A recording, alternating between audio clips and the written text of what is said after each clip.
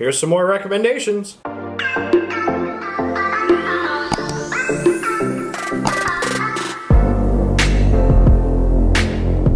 Alright guys, welcome back to my channel. I'm Zach with Zacks Books, and today I've got for you horror book recommendations part 3. So Danielle and I had written down a bunch of horror books that I've read that were not in parts 1 and 2 that, we'll have those linked down below, but we'll put part 1 up here for right now. Maybe in like 5 minutes we'll put part 2 up there. I don't know. It's been a while since we've done some recommendations, and I figured it was time to give you some more. And we compiled a list, and I think we have up until Horror Recs like 7 or 8. So sit tight and get ready for this series of horror book recommendations that are woo. And actually there's a couple on there that surprised me that I actually did not talk about. That dated back way before I started my channel. So yeah, all the books that we're going to talk about we will have linked down below, so don't forget to check them out. Really cool stuff. Also don't forget to like, comment, and subscribe, and check out the podcast down below, as well as our Instagrams and our Goodreads. All that fun stuff down there. So without further ado, let's get this thing started. Alright, so these are in no particular order. They're not like from best to worst or whatever, because they're all really solid books, obviously, because they're on this list.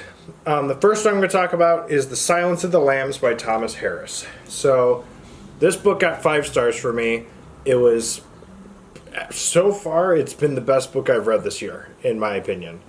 Which, that's another list I should probably make, is top books of the year. Anyway, so this is the sequel to Red Dragon, which is part of the Hannibal Lecter series. And this book pretty much is, so Hannibal Lecter's in prison. He is in, like, this really secure prison. So there's this detective named Clarice who is trying to catch this killer named Buffalo Bill. Yes, Dad, I said it correct this time. The last video you said I was calling him Wild Bill. It's Buffalo Bill. And so what he does is he captures these women of certain sizes and kills them, but he doesn't damage the skin because he's trying to turn himself into a woman pretty much. And it's a really great story. Really solid book. I absolutely love this book. 5 stars. The film is also really phenomenal. I watched that. Really good in general. Good book, good movie, good everything. I still need to read Red Dragon and Hannibal Rising, which are the other 3 books in this series. But this was the one that's most talked about, I feel like, and so I felt like I had to start off with the best one and then just kind of go from there. So this is a really solid book, really cool. I absolutely loved it. I really recommend this book. Like, y'all don't understand how good this book is. So there you have The Silence of the Lambs. Alright, the next book I'm going to talk about is one that Danielle is really excited for me to talk about. Because this is her all-time favorite book so far. Mainly 2021, but we know on the inside it's her favorite book of all time. Anyway, that is Confessions by, I always mess up her name, Kane Minato. I think that's correct. So this is a book from Japan. And it is, obviously it's translated to English, so I can understand it. But pretty much it's about a teacher named Yuko Moriguchi. And what happens is it's the last day of school, and she's pretty much telling the kids, this is my last day. I'm no longer going to be teaching because her daughter died. And she turned up in, I think it was a lake by the school. It was by the school pool. Yeah, by the pool. Yeah, I knew there was water involved. So she ends up, being found in the school pool, dead, obviously. And what happens is it's kind of told in a couple different perspectives. There's a couple of students, then there's the teacher, there's the little girl. There's a couple different perspectives in the story. And you find out the truth about what happened to the little girl, and the teacher at the beginning knows what happened. And so she's already, she basically is just explaining her story. And then you get perspectives of students and stuff that took part of the crime. And their parents. And, yeah, the parents' perspectives, too. The ending, really good book. The ending is really good. The book itself is solid. I think I ended up giving it 4 stars, 4.5. And Danielle gave it, 50. It's a really solid story. I loved it. I actually had started reading this book, a month or 2 before I actually read the whole thing through, and I did not have the physical copy, and I had no idea what was going on. There's no like quotations when people are really talking. It's just like talking through. But if you can get past that, it's a really solid book. I would read it physically because the names, Japanese names, it kind of, you want to make sure that you're reading from the right character's perspective and everything. Yeah, because you're getting too many perspectives, and it's better to have a physical copy. I will let you guys know that. If you're somebody who does better with Audible books and audiobooks and stuff like that, I still do recommend having a physical copy with you. Cause, Yeah, do both. Yes, because some names might get a little confusing, might confuse who's who. I know I ran into that problem when I first started it, and I just kind of gave up on it. And then Danielle ended up reading it, and she was like, Zach, why the hell did you put this down? And then I was like, okay, fine, I'll read it again. Guys, read this book. So yes, there you have Confessions by Kane Minato. Really good book. All right, the next book is The Shuttering by Anya Elborn. So she has been a very good author for me this year. I've read all of her books. Well, I haven't read all of them. But all the books I've read by her so far have been this year, and all of them have been just about 4 stars. I think on the one of the first 2 lists, I put Brother in it. I do not remember which one it was, but I gave that 4 stars, 4.5 stars. And this, I think, was pretty much in the same way. 4, 4.5. Even could have got a 5, I don't remember. Check out the Goodreads down below. So this is about a group of friends who go to this cabin in the woods during the winter, and a big blizzard happens. They kind of get snowed in, and they can't really go anywhere. And there's this creature out in the woods. I actually think there ends up being more than one. There's a couple of them. And they're kind of getting picked off one by one. You know, that's kind of what you would suspect to happen with this. And there's bigger... It's just such a good book. And I absolutely loved it. The ending is what made this book really good for me and made it such a top-tier book for me. The other book that I read by her, besides Brother, that I can remember, is The Devil Crept In. Which I don't currently have planned to be on a top list because it was not one of the best, but that could change the more I kind of let it simmer with me. But The Shuttering, really cool story. 4 friends up in a cabin, creature looking to eat them, kill them, all that fun stuff.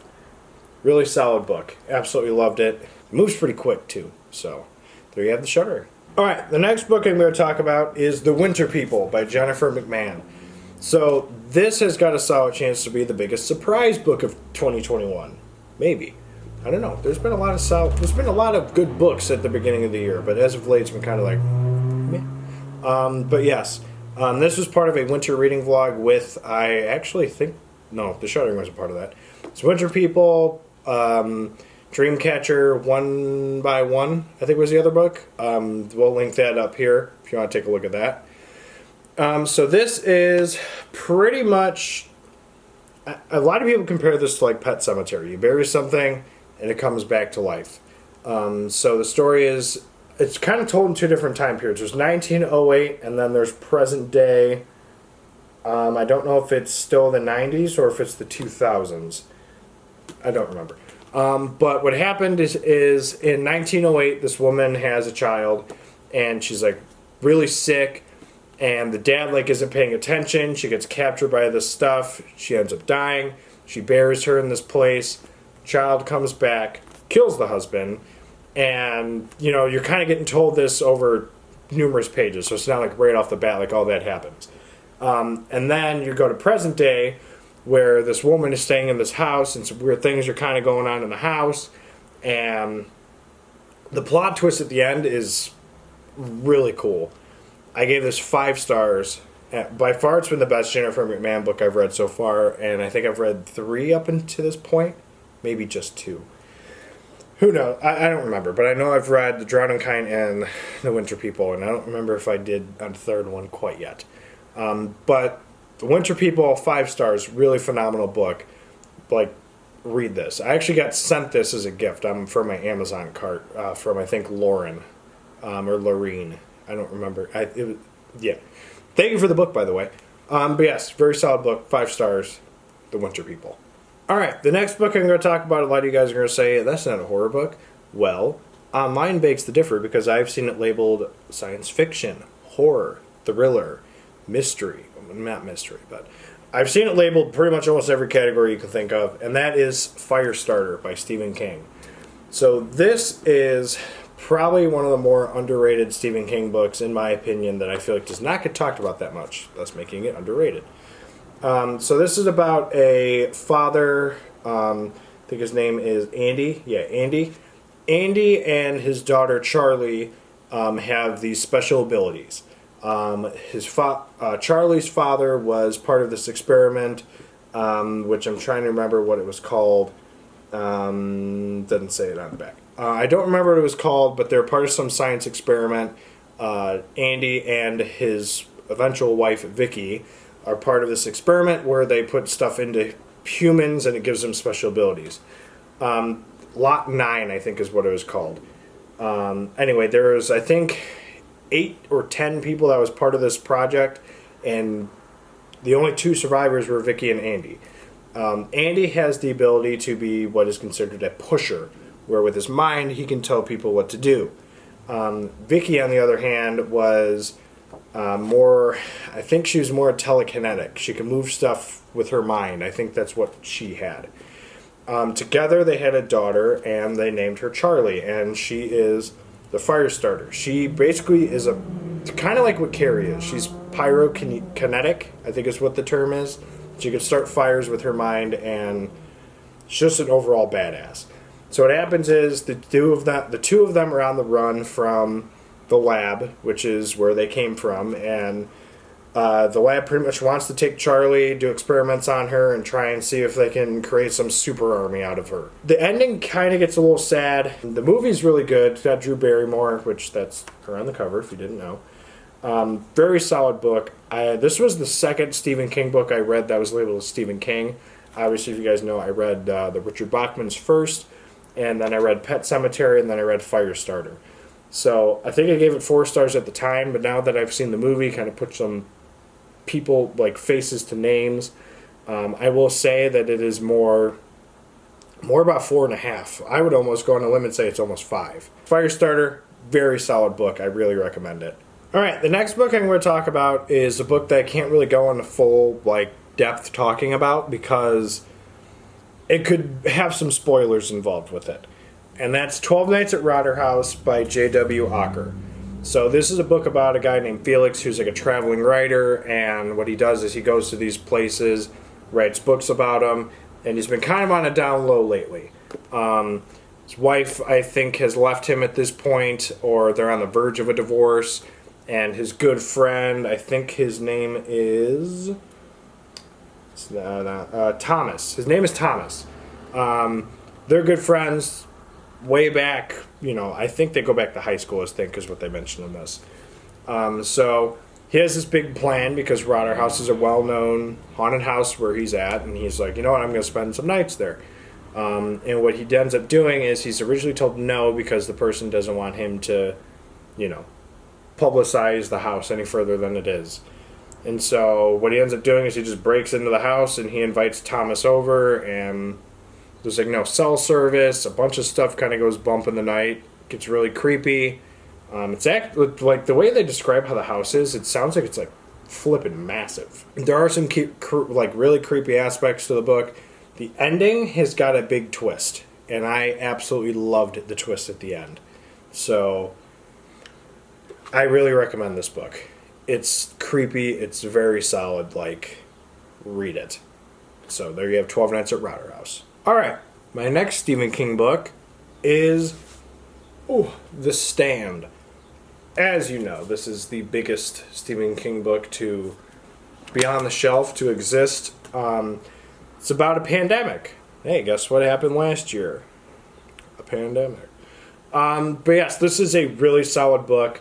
I do consider this horror, even though it kind of seems more like an epic fantasy thriller type book, because there are very horrific things that happen in this book as well.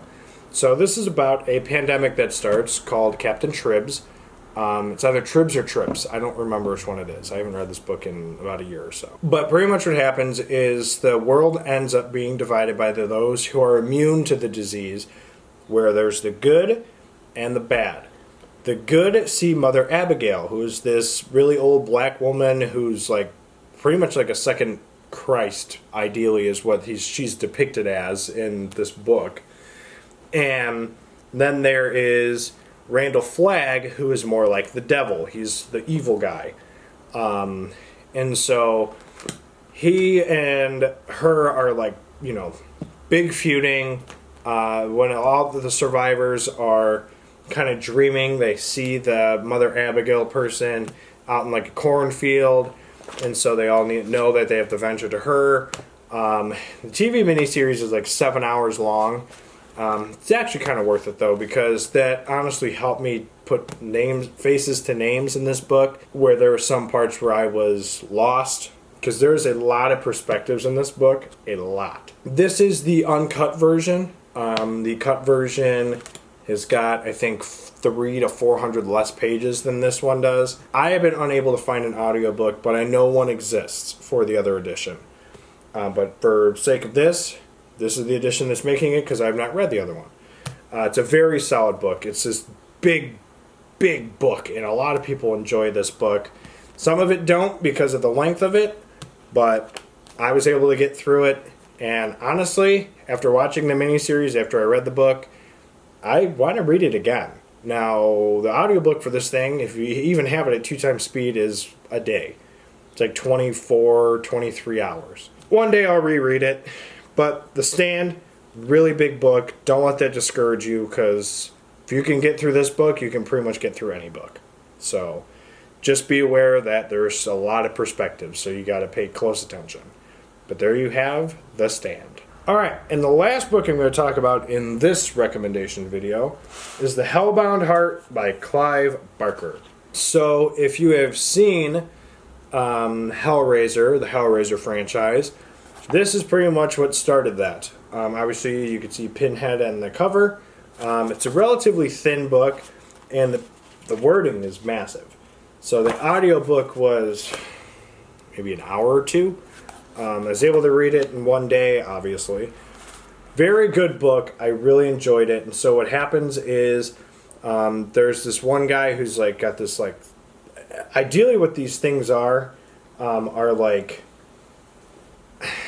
I don't know what the heck you even call them. They're like sex-crazed beings. I think there's an actual name for them, but I don't remember what they are. I'm trying to see in the back here if it says, and it does not. But pretty much they're like disciples of like pain with like love. There's Pinhead. There's this guy who's like inside out. There's a lot of weird and disgusting like imagery in this book. Also, the movies are really disturbing. But it's a really good book, and I think I gave it 4, maybe 5 stars. So the ending is really cool. I love how it ends. There's like a kind of like a twist that happens. But overall, really solid story. I recommend this book. It's a nice, quick read, and it's just an overall solid story. So there's like, oh, there it is. Lemarchand's box. I definitely mispronounced that, so I'm sorry. But pretty much the box summons these demons and gives you like whatever your fantasies are and stuff like that. So there you have The Hellbound Heart, Clive Barker. Alright guys, so these are my horror book recommendations, part 3. Obviously, actually we'll put it up here. Part 2, we'll put it up here if you want to check it out. Obviously it's towards the end of the video, but check it out if you want to. Awesome recommendations. If you're interested in any of them, we'll have them linked down below. They're all really solid books. All of them got at least 4 stars from me, and obviously I'm going to recommend them to you. So obviously we're going to have more horror recommendations because I've read a bunch of horror books, and we'll put them out whenever we put them out. I don't know if we're going to try and do a monthly, every other month. It's still kind of up for debate. So, but yes, awesome books. Check them out. What are some horror recommendations you have? Let me know in the comments down below. And also don't forget to like, comment, subscribe, and we'll see you guys in the next video. Later.